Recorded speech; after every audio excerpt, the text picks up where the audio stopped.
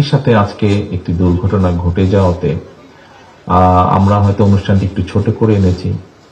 এরই ভিতরে আমি আপনাদের সামনে বলেছি মাত্র কিছুক্ষণ আগে, এরই ভিতরে আপনাদের সাথে এই অনুষ্ঠানে থাকাকালীন অবস্থায় আমি আমার বিভিন্ন নেতৃবৃন্দের সাথে কথা বলছিলাম। আমাদের বিভিন্ন অঙ্গ সহযোগী সংগঠনের নেতৃবৃন্দকে দায়িত্ব দেওয়া হয়েছে, উত্তরায় যারা আছে কেন্দ্রীয় নেতৃবৃন্দকে যাদেরকে দায়িত্ব দেওয়া হয়েছে বিভিন্নভাবে সহযোগিতা করার জন্য। আমাদের দলের ড্যাব সহ বিভিন্ন চিকিৎসকবৃন্দ যারা আছেন তারা এর মধ্যে কাজ করছেন। বিশেষ করে বার্ন ইউনিটে যারা কাজ করেন তারা গিয়েছেন সেখানে কাজ করতে। আমাদের অঙ্গ সহযোগী সংগঠনের নেতা কর্মীদেরকে নির্দেশনা দেওয়া হয়েছে।